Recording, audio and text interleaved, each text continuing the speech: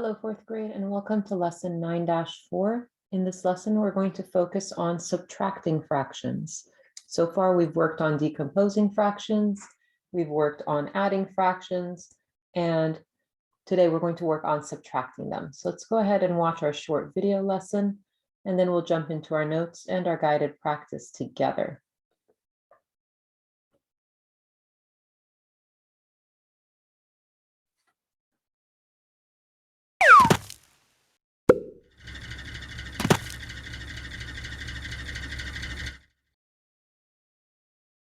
How can you use tools to subtract fractions? Tools can make subtracting fractions easier. Let's see how. A flower garden is divided into eighths. If 2/8 of the garden is used to grow yellow roses, what fraction is left to grow other flowers? What fraction can you use to represent the whole garden?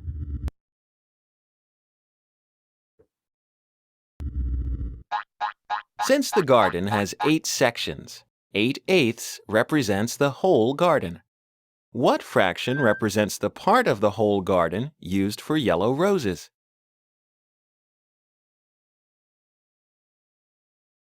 Since 2 of the 8 sections are used to grow yellow roses, 2/8 would be the fraction that represents that part. You can use tools such as fraction strips to represent subtraction. One way. Find 8/8 minus 2/8. 8/8 equals 8 1/8 strips. 2/8 equals 2 1/8 strips.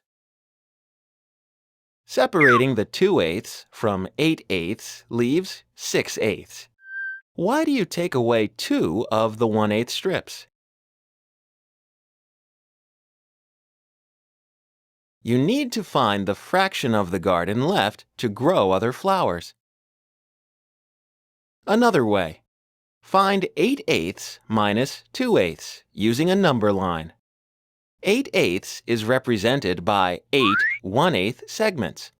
2/8 is represented by 2 1/8 segments. Separating the 2/8 from the 8/8 leaves 6/8. How is using a number line like using fraction strips? With both tools, you start with 8/8 and take away 2/8 and see that you have 6/8 left. 8/8 minus 2/8 equals 6/8.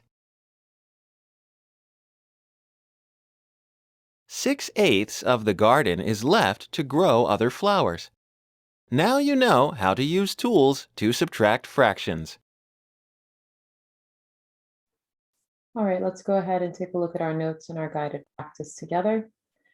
Now for our notes for this section, we have our lesson title at the top, 9-4, use model subtraction of fractions. And we want to think about what kind of tools can we use to help us subtract fractions. So we know we can use fraction strips and we know we can use number lines. So I gave you an example and I asked for you to find the difference of 4/5, take away 2/5. So I drew my fraction strip over here. So my one whole, and I made 4 of what would be 5 pieces to show my 4/5. So I have 4 of my 1/5 size pieces, and I know I need to take away 2 of those 1/5 size pieces. So to show that I took them away, I crossed 2 out.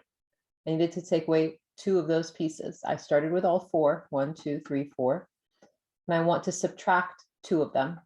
I took away 2 of them, and then I count what's left over. So I have 2 1/5 size pieces left over here.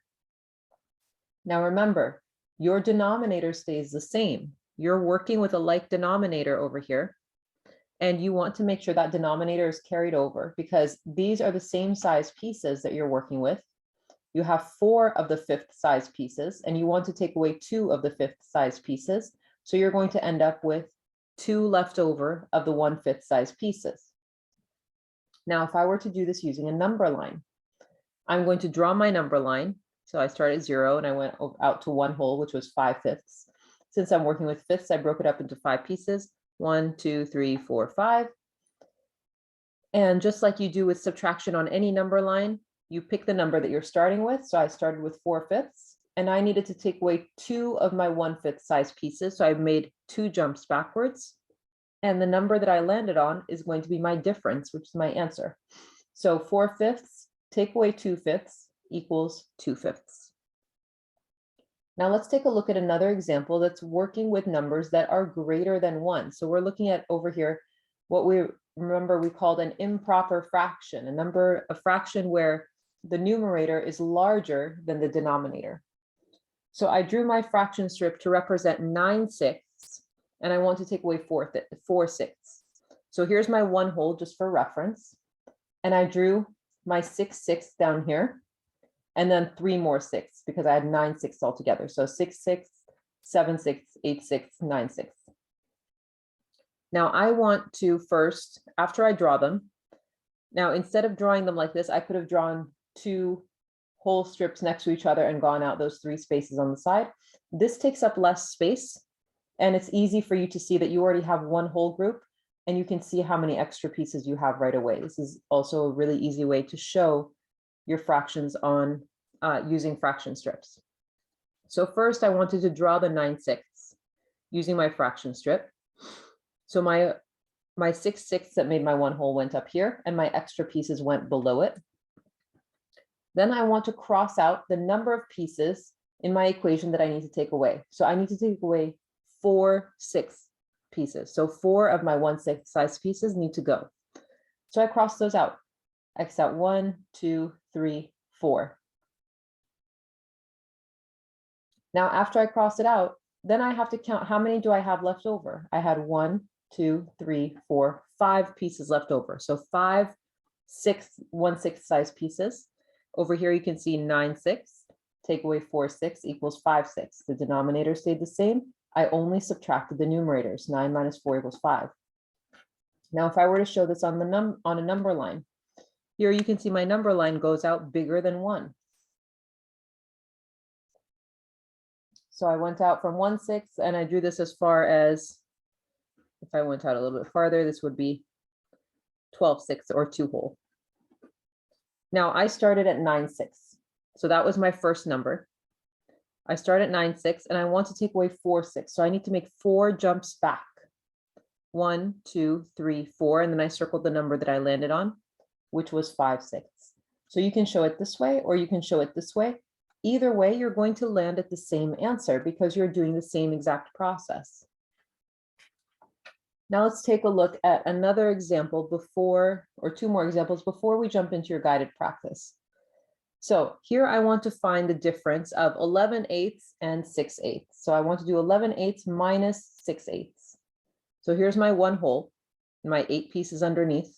And here I know since I have more than 8/8, I have 3 extra pieces. I lined the 3 extra pieces underneath. Notice how they're all the same size because they're all 1/8 size pieces. So then I have my 11 1/8 size pieces, and I need to subtract 6 of them.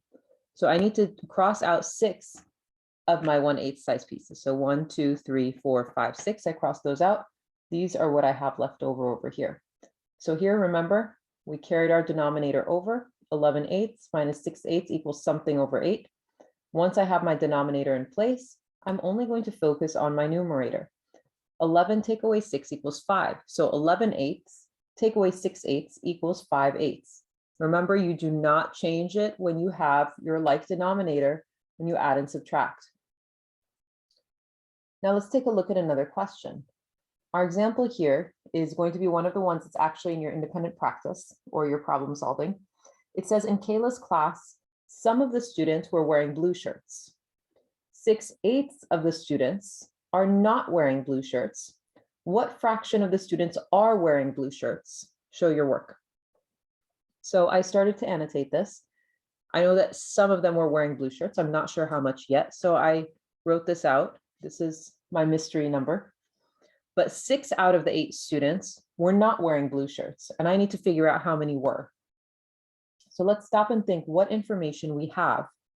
Okay. So I know that some are wearing blue shirts, but I don't know how many yet. I know 6 out of the 8 students are not wearing blue shirts. Now, by looking at 6/8, the denominator, which 8, tells me the total number of students that we're working with, right? That's our whole number. And we know 6 of them are not wearing blue shirts. So how do I find out how many of them are wearing blue shirts? Well, I need to subtract 6/8 from the whole, the total number of students, which is 8/8, to figure out how many are left. So 8/8, so that would be all of my students. Take away the 6 that are not wearing a blue shirt, leaves me with 2 out of those 8 students who are wearing blue shirts. So you just have to break it down a piece at a time, and you'll get to the answer really easy. Let's take a look at your guided practice. So for your guided practice questions here, number 1, it was asking if one extra part of the garden was planted with flowers, how many parts would be left over? Now, this was one of the questions in our video. We know that the garden was broken up into 8 pieces and 2 of them were set aside for planting yellow flowers. If we put one extra part for yellow flowers, that would make 3/8 of the garden that's being used for flowers.